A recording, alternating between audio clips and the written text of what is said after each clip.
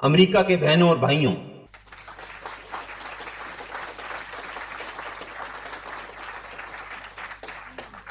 आपने जिस स्नेह के साथ मेरा स्वागत किया है उससे मेरा दिल भर आया है। मैं दुनिया की सबसे पुरानी संत परंपरा और सभी धर्मों की जननी की तरफ से धन्यवाद देता हूँ। सभी जातियों और संप्रदायों के लाखों करोड़ों हिंदुओं की तरफ से आपका आभार व्यक्त करता हूँ। मैं इस मंच पर बोलने वाले कुछ वक्ताओं का भी धन्यवाद करना चाहता हूँ, जिन्होंने यह जाहिर किया कि दुनिया में सहनशीलता का विचार पूरब के देशों से फैला है। मुझे गर्व है कि मैं उस धर्म से हूं जिसने दुनिया को सहनशीलता और सार्वभौमिक स्वीकृति का पाठ पढ़ाया। हम सिर्फ सार्वभौमिक सहनशीलता पर ही विश्वास नहीं करते, बल्कि हम सभी धर्मों को सच के रूप में स्वीकार करते हैं।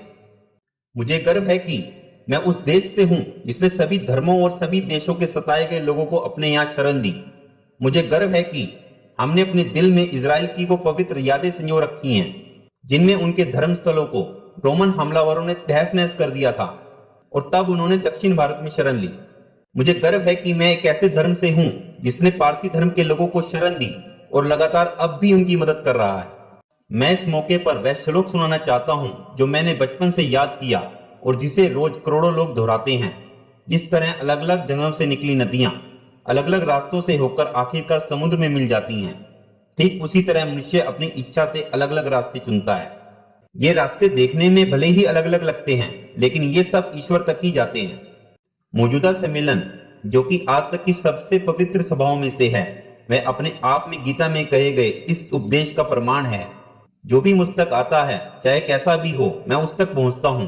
लोग अलग अलग रास्ते चुनते हैं, परेशानियां झेलते हैं, लेकिन आखिर में मुझ तक पहुंचते हैं। सांप्रदायिकता, कट्टरता और इसके भयानक वंशजों के धार्मिक हट ने लंबे समय से इस खूबसूरत धरती को जकड़ रखा है। उन्होंने इस धरती को हिंसा से भर दिया है और कितनी ही बार यह धरती खून से लाल हो चुकी है। न जाने कितनी सभ्यताएं तबाह हुई और कितने देश मिटा दिए गए। यदि ये खौफनाक राक्षस नहीं होते तो मानव समाज कहीं ज्यादा बेहतर होता, जितना कि अभी है।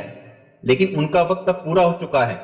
मुझे उम्मीद है कि इस सम्मेलन का बिगुल सभी तरह की कट्टरता, हठधर्मिता और दुखों का विनाश करने वाला होगा, चाहे वह तलवार से हो या फिर कलम से।